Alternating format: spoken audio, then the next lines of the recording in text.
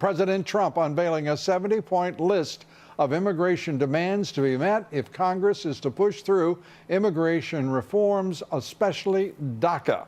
The proposal calls for a crackdown on unaccompanied minors who enter the U.S., cutting funding to sanctuary cities, and hiring 10,000 more immigration enforcement agents. It also seeks to protect American workers by mandating E-Verify and overhauling the green card system to end chain migration. But details on those parts of the plan are certainly not clear at this point. Democrats, as expected, simply hating the proposal. Senate Minority Leader Chuck Schumer and House Minority Leader Nancy Pelosi releasing a statement saying the plan strays from a deal they discussed with the president last month.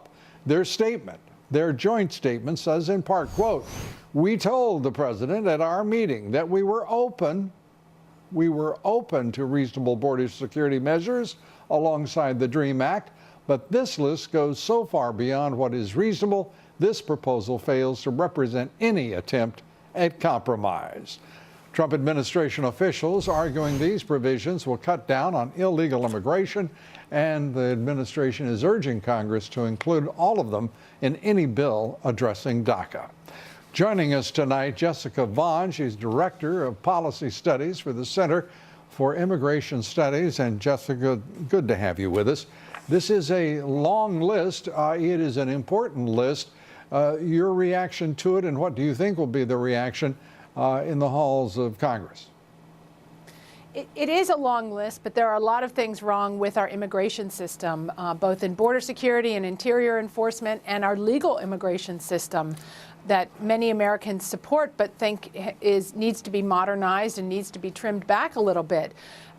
This is a to-do list for Congress. I think this is really the president saying, like a parent says to a small child at dinner, you've got to eat your fresh, healthy vegetables and fix the things that are wrong with our immigration system before you get that Twinkie of an amnesty for dessert.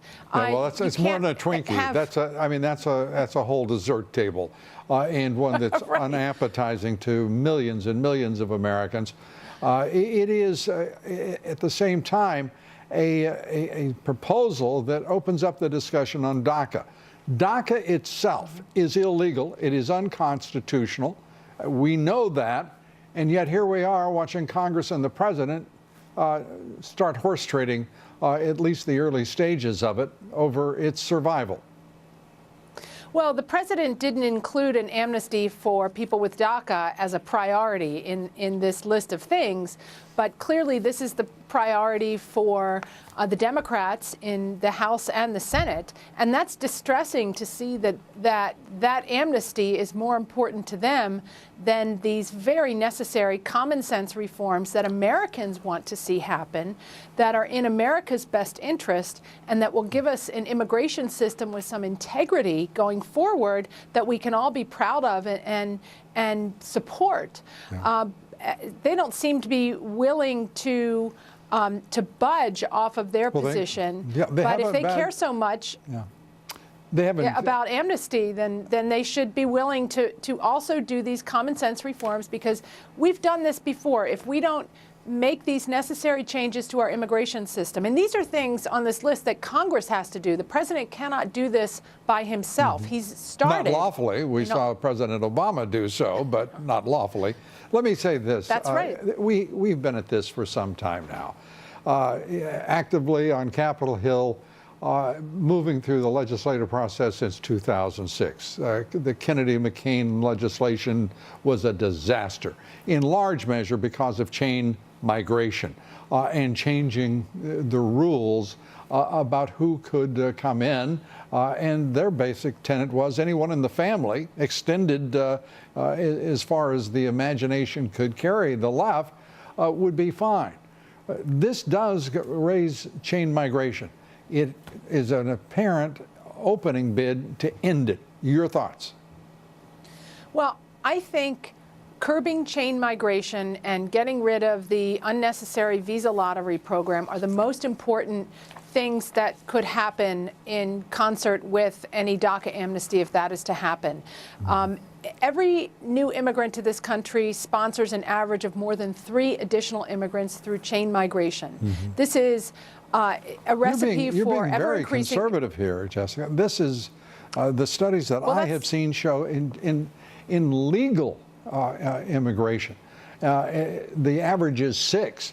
And dependent, these illegal immigrants come in, they are so dependent upon the family that is here, friends and others, one would think that number would be significantly higher. It is for some groups, particularly certain parts of the world, Latin America and China. Immigrants from those places have in the past brought an average of more than 6 additional immigrants through chain migration. And we should point out for those who are not aware, the majority of people entering the country illegally in the most recent year were from China, from Mexico. That makes up the majority of illegal immigration into this country.